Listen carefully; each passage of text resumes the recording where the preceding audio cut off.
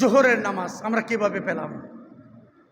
জোহরের নামাজের ইতিহাস সম্পর্কে একটু যদি আপনাদের বলে দেই, হযরত ইব্রাহিম আলাইহিস সালাম আপনারা জানেন, আপন ছেলে, বৃদ্ধ বয়সের ছেলে ইসমাইল আলাইহিস সালামকে 10ই জিলহজ কোরবানি করার জন্য, জবে করে দেওয়ার জন্য, আল্লাহকে রাজি করার জন্য তিনি পাহাড়ের উঁচু স্থানে নিয়ে গেলেন।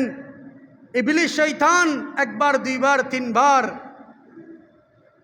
প্ররোচনা দিতে চেয়েছিলেন, কিন্তু এক আল্লাহর পরীক্ষায় পাশ হওয়ার জন্য তিনি নিজ হাতে আপন সন্তানকে জবিহা করার জন্য নিয়ে গেলেন। ছুরি চালালেন। ছুরি চালানোর দেরি নেই, আল্লাহ পাক রব্বুল আলামিন বলে দিলেন ফাতাম্মাহুন্না। সেই ইব্রাহিম আলাইহিস সালামকে যত পরীক্ষা করেছি পাশ করে ফেলেছে, আজকেও পাশ করেছে। জিবরাইল তুমি যাও, আমার জান্নাতি দুম্বা নিয়ে যাও, আর ইসমাইলের গলার পরিবর্তে দুম্বার গলা বসিয়ে দাও। বড় করে বলুন সুবহানাল্লাহ। পরবর্তীতে তিনি দেখলেন সন্তান জবিহা হয় নাই, জান্নাতি দুম্বাটা কি হয়েছে? জবিহা হয়েছে। তিনি দেখে আল্লাহর শুকরিয়া আদায় করলেন।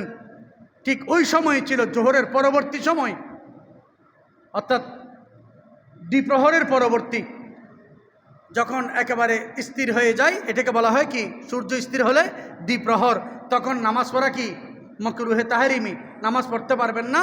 আওকাতে মানহিয়াত, আওকাতে মানহিয়াত নিষিদ্ধ সময়, একটু ঢলে গেলে কি করতে পারবেন, তখন ছিল ঠিক জোহরের সময়। সূর্য ঢলে গেছে, জোহরের সময় তিনি আল্লাহর শুকরিয়া আদায় করে 4 রাকাত নামাজ আদায় করেছেন। বড় করে বলুন সুবহানাল্লাহ। আল্লাহর কাছে এত বেশি ভালো লেগেছে, আল্লাহ পাক রব্বুল আলামিন ইব্রাহিম আলাইহিস সালামের শুকরিয়া দেখে আমাদের জন্য স্মৃতি বানিয়ে দিলেন। আল্লাহ খুশি হলেন। সেই থেকে আমার নবীর উপর যখন নামাজ ফরজ হচ্ছে, জোহরের নামাজটা আমাদেরকে দিয়ে দিলেন। বড় করে বলুন না সুবহানাল্লাহ।